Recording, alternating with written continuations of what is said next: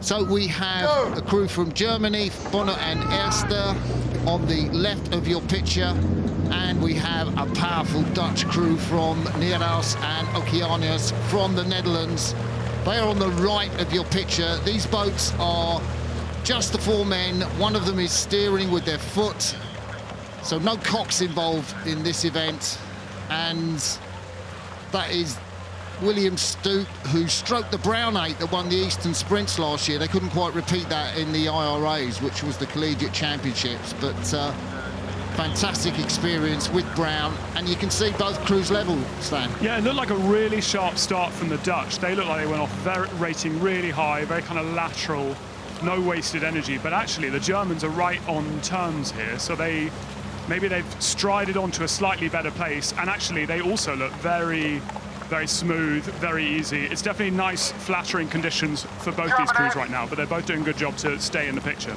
Yeah, I love what you said about the Germans. I think Moritz Kuiper in the stroke seat, the former lightweight oarsman, I saw them go out and they didn't look very lightweight, but that was when he was in the single back in 23, probably put a few kilos on our Gauss. Then Ole Hannik in the 2 seat, the under-23 world champion from 2023, I think back in Varese, was it? Or they beat the Netherlands, did a 5:43, so that's pretty cool to have that experience in the 2 seat. And as I say that, they're kind of just edging ever so slightly on the Dutch.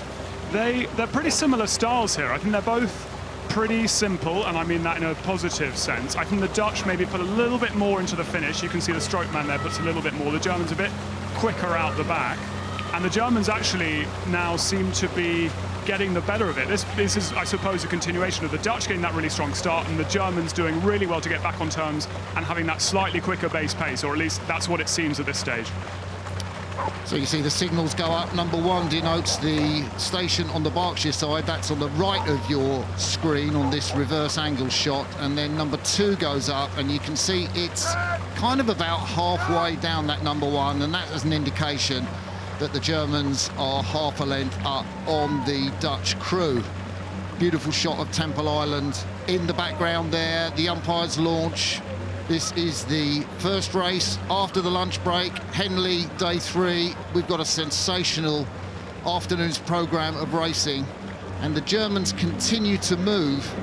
We're just coming past our camera here. I guess this is around about, what, 850, 900 metres, this camera position from the 2,112 metre course. Yeah, they'll be looking forward to the Forley marker at halfway. This is it's slightly no man's land in that I always found on this part of the course. It's not that noisy. It's quite extended period without any markers, so they'll just be bedding in with their rhythm, trying to focus on their own boat, but very kind of intimately aware of that other crew right there. And it's only about half, 3/4 of a length in it. Oskar Krogolski up there in the bows. He is not the man with the rudder. It's actually steered from stroke. So Moritz Kuiper there, closest to us, he's got a rudder wire attached to his foot. You can just see him moving out there towards the centre of the course, and the umpire may take notice of that. We'll see if it happens. In that Dutch quad, we've got this long shot, but they've got some fantastic athletes in that. Lars Kreiter won the Temple in 21 with Nereus. He raced the Diamonds in the last 2 years as well, so he's got really good, he's got some experience of racing between the booms, that man. Yeah, and in the 2 seat, East Wiersma, the brother of Abe, of course, who was the 2 seat in the Dutch quad that won the Tokyo Olympics, took back that gold medal. What a family dynasty. Kevin Lee Bisher has pulled 5:42 on the RP3. World record's 5:25, held by Simon van Dalt, who will also be going in the afternoon session in the Diamonds. So there you see, they are the men, and they are down at the moment. A little look around, I thought that was from Lars Kreiter. They're not out of it at the moment yet, Stan. They're not out of it. No, in the quad you can affect a change of pace, but it's hard. It's harder than in the single scull or a double. I mean, honestly, the smart money is not on the Dutch right now. You have to get very, very long odds to place that bet. And actually, it looks to me, I wouldn't say they're tying up, but it looks like they're having to work pretty hard to stay on terms, which is, in fairness, exactly what they should be doing. I was going to say, it's so interesting, isn't it? Because the German men had this incredible dynasty in sculling. They won the quadruple sculls in 2012. I think they took it in 2016, and then the Dutch took over that dynasty, winning the Olympic title in Tokyo and, of course, in Paris. The Dutch are moving back on the Germans. Germans still look smooth and fluid.